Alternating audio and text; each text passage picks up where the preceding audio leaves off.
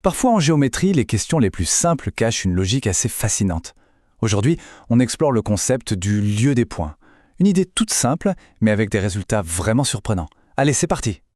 Pour commencer, posons-nous une question très visuelle. Imaginez une ligne droite, infinie, qui traverse l'espace. Maintenant, si on devait placer tous les points qui sont, disons, à exactement 2 cm de cette ligne, où est-ce qu'ils se trouveraient? Intuitivement, on penserait à quoi? Eh bien, la géométrie, elle nous donne une réponse super claire et même assez élégante. L'ensemble de tous ces points, en fait, ça forme 2 autres droites, qui sont parfaitement parallèles à notre ligne de départ. C'est ça la définition du lieu des points équidistants. Bon, la théorie, c'est une chose, mais un bon petit schéma, ça aide toujours à bien visualiser. Alors justement, passons à un exemple concret pour que tout ça devienne limpide. Regardons ça de plus près. Au centre, on a notre droite de référence, on l'appelle la droite A. Et de chaque côté, hop, on trouve les 2 droites qui sont la solution, D1 et D2. Les points C et E, eux, ils sont là pour nous montrer que n'importe quel point qu'on prendrait sur D1 ou D2 est toujours à une distance parfaitement constante de la droite A. Et cette fameuse distance, dans notre exemple, elle est de 2 cm. C'est vraiment ça, l'idée derrière le mot équidistant. La distance, elle ne bouge pas d'un poil. Chaque point de la solution est pile à 2 cm de la droite de départ. Donc ce qu'il faut vraiment retenir, c'est ça. Pour une distance exacte, bien fixe, la réponse sera toujours cette paire de droites parallèles, une qui se trouve de chaque côté de la droite initiale. Bon, d'accord. La règle de base, on l'a. Mais qu'est-ce qui se passe si on commence à jouer un peu avec les règles du jeu? Si on ne cherche plus une distance pile-poil, mais quelque chose d'un peu différent? Voilà la nouvelle énigme. Qu'est-ce qui arrive si les conditions ne sont plus égales à?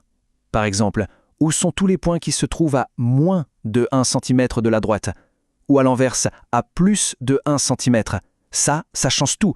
Voyons voir comment ça transforme notre solution. Ce tableau, il résume tout parfaitement. Alors, premier cas, si la distance est strictement inférieure à 1 cm, la solution, c'est toute la bande qui se trouve entre les 2 parallèles. Maintenant, si c'est inférieur ou égal, c'est la même zone, mais cette fois, on inclut les droites elles-mêmes, les frontières en quelque sorte. A l'inverse, si la distance doit être supérieure à 1 cm, là, on prend tout ce qui est à l'extérieur des 2 droites. Et logiquement, si c'est supérieur ou égal, on fait pareil, mais en incluant là aussi les 2 droites frontières. La grosse différence, on aura compris, c'est qu'on ne parle plus de simples lignes, mais de zones entières, de surface. Allez, petit récap. Qu'est-ce qu'on doit garder en tête après tout ça? En fait, c'est assez simple. Premier point, une distance exacte. Égale à, ça nous donne 2 lignes. Point numéro 2, une distance inférieure, plus petite que, c'est la zone entre ces lignes. Point numéro 3, une distance supérieure, plus grande que, ce sont les zones à l'extérieur. Et enfin, le petit détail, le ou égal signifie simplement qu'on inclut les lignes frontières dans la solution. C'est tout. Allez, pour être sûr que ça rentre bien, on se la refait une dernière fois, cette définition fondamentale. Le lieu des points équidistants d'une droite donnée est une paire de droites parallèles. C'est la phrase clé de toute notre analyse. Et maintenant, pour terminer, une petite question pour ouvrir la discussion. On a vu le cas d'une droite, mais si on appliquait exactement la même logique à un cercle, où se trouveraient tous les points situés à une distance égale d'un cercle? La réponse n'est peut-être pas aussi évidente qu'on le pense. Voilà qui donne matière à réfléchir. Merci d'avoir suivi et à très bientôt.